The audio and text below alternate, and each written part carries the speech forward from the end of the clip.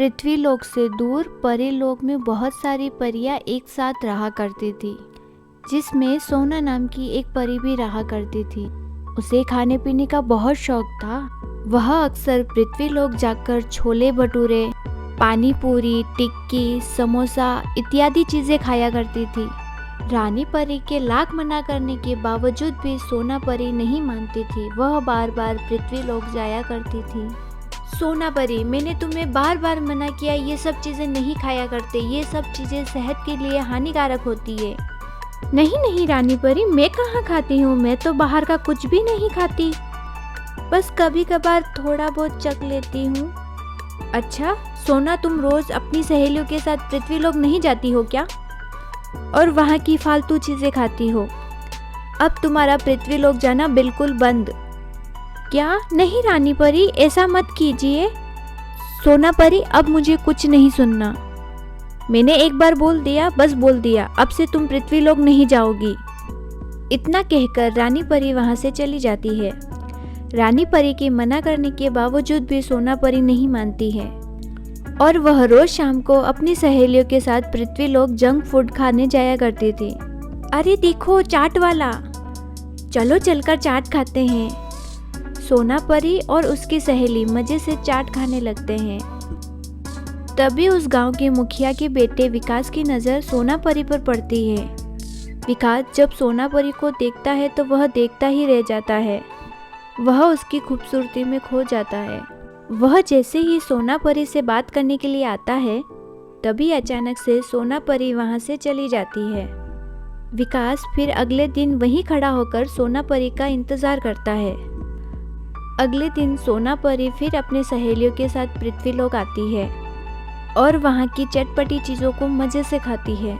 विकास मन ही मन सोचने लगता है, कुछ भी हो जाए आज तो मैं इससे बात करके ही रहूँगा। यह सोचकर विकास परी के पास जाता है और कहता है, एक्सक्यूज़ मी, मेरा नाम विकास है। मैं आपको यहाँ बाज़ार में कई दिनों से देख रहा हूँ। मुझे ऐसा लगता है आपको चटपटी और तीखी चीज़ें खाने का शौक है। आइए मैं आपको अपने गांव की मशहूर भेलपूरी खिलाता हूँ, क्या आप मेरे साथ चलेगी?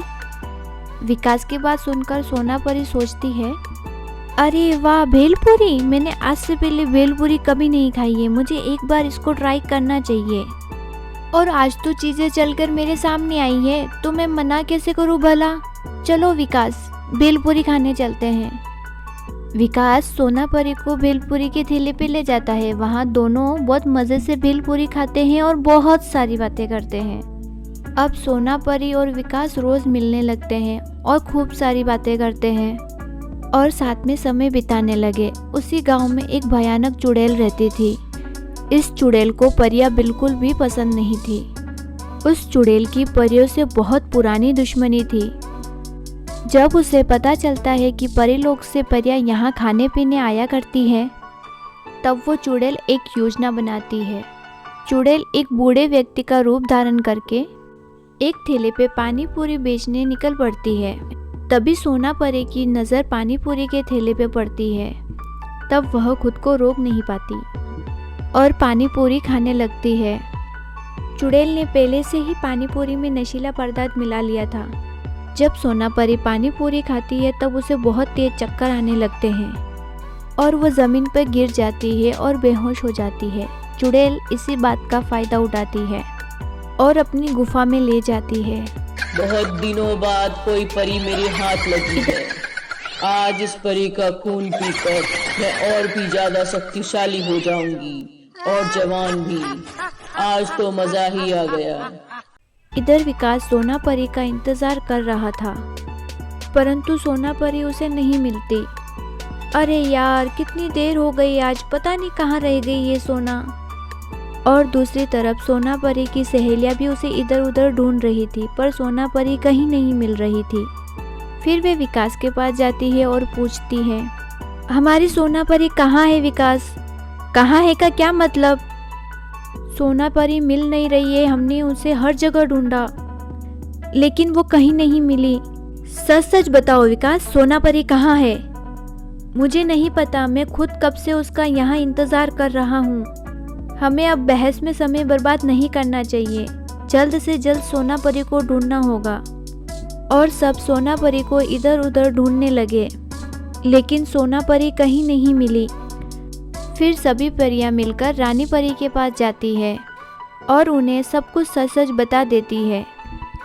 मैंने तो पहले ही मना किया था ना कि बार बार ऐसे पृथ्वी लोक जाना सही नहीं है, लेकिन तुम सब परियां मेरी बात मानती ही कहाँ हो।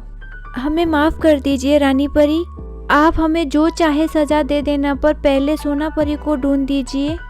रानी परी अपनी जादुई शक्तियों से सोना परी को ढूंढ लेती है।